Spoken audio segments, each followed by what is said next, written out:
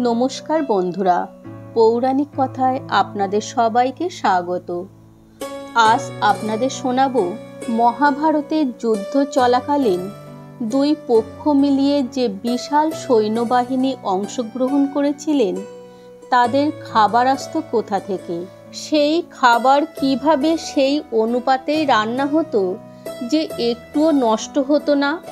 যারা অত সেনার খাবার রান্না করত তারা কিভাবে আগে থেকেই বুঝে যেত যে সেদিন রাতে কতজন সেনা বেঁচে ফিরবেন যুদ্ধক্ষেত্র থেকে, কত সেনার খাবার রান্না করতে হবে, সে কথাই আজ আপনাদের জানাবো। বন্ধুরা, আমার ভিডিওটি শেষ পর্যন্ত শোনার অনুরোধ রইল। যদি আপনাদের ভালো লাগে তাহলে অবশ্যই কমেন্টে জয় শ্রীকৃষ্ণ লিখবেন, লাইক ও শেয়ার করবেন আর সাবস্ক্রাইব করে পাশে থাকবেন। এই যুদ্ধে দুই পক্ষ মিলিয়ে মোট 18 অক্ষৌহিনী সৈন্য প্রথম দিন যুদ্ধক্ষেত্রে নেমেছিল। পাণ্ডব পক্ষের 7 অক্ষৌহিনী আর কৌরব পক্ষের 11 অক্ষৌহিনী সৈন্য।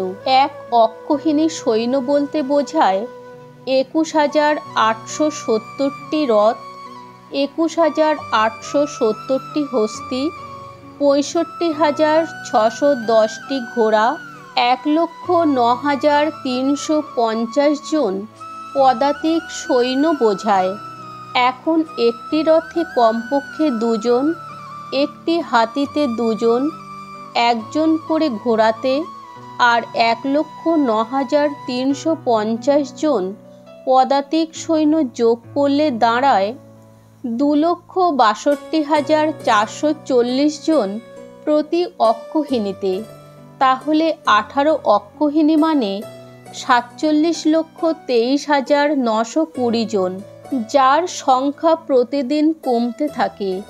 এরা কেবল যোদ্ধা, এর সাথে থাকবে ধোপা, নাপিত, কামার, ছুতোর, অশ্বশালা বা হাতিশালায় কাজ করার লোকজন, অস্ত্র বানানো বা তৈরি করার লোকজন, এছাড়াও পুজোর জন্য ব্রাহ্মণ, পুরোহিত, বাদক, অগণিত দাসদাসী এবং রাজকুলের অন্য সকলে, সব মিলিয়ে এই সংখ্যাটি হলো 50 লক্ষেরও উপরে। এখন প্রশ্ন হলো, কারা রান্না করত অত মানুষের খাবার? যুদ্ধে প্রতিদিন প্রচুর সৈন্য নিহত হতো, কিন্তু প্রতিদিন সেই খাবার কিভাবে সেই পরিমাণেই রান্না হতো যে একটুও নষ্ট হতো না?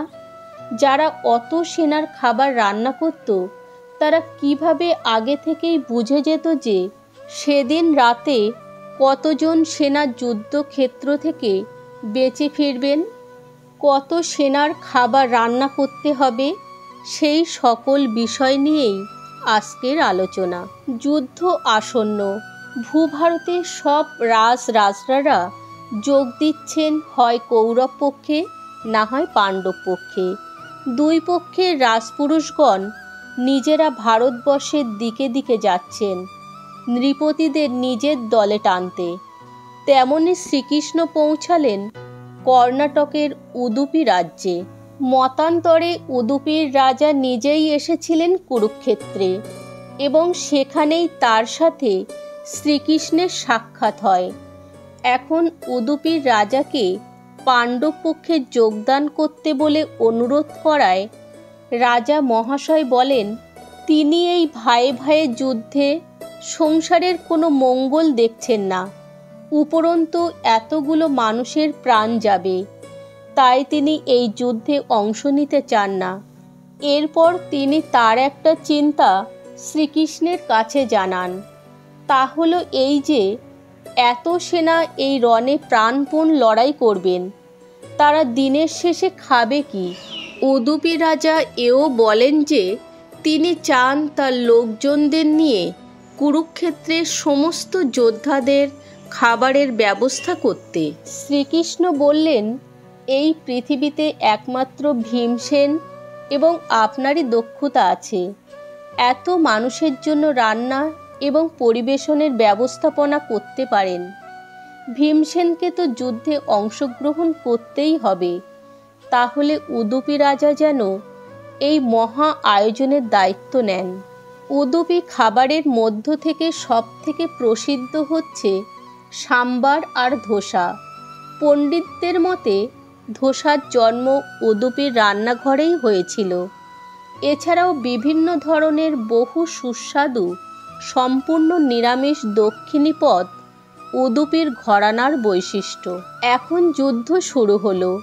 প্রতিদিন হাজার হাজার সেনা মারা যাচ্ছে, কিন্তু সৈনিকগণ, নৃপতি, সেনাপতিগণ তথা প্রধান রাজপুরুষগণও অবাক হয়ে দেখছেন যে উদুপি রাজ যে খাবার তৈরি করছেন তা এতটুকুও নষ্ট হচ্ছে না। কিন্তু এ তো অসম্ভব।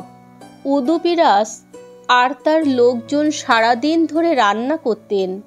তাদের পক্ষে কিভাবে জানা সম্ভব যে প্রতিদিন কতজন মানুষ মারা যাবেন, কতজন মানুষ সেদিনের যুদ্ধে বেঁচে থাকবেন এবং রাতে ভোজন করতে আসবেন?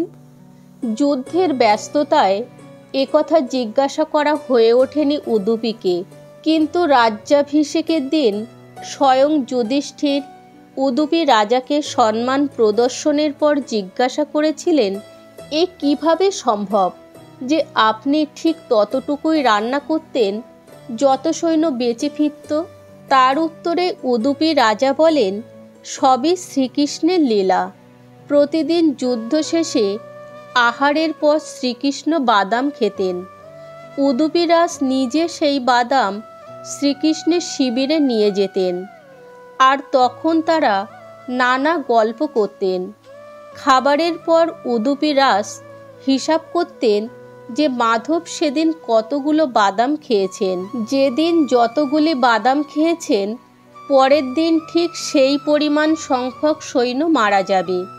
কেবল 1000 দিয়ে বাদাম সংখ্যাকে গুণ করে নিতে হবে। যদি শ্রীকৃষ্ণ 15টি বাদাম খেতেন, তার মানে আগামীকাল 15,000 সৈন্য মারা যাবে। ঠিক ততজনকে বাদ দিয়ে খাবারের ব্যবস্থা করতেন। তার মানে নারায়ণ অবতার প্রথম দিন থেকেই জানেন যে কি কি হবে আর কবে হবে। জয় শ্রীকৃষ্ণ।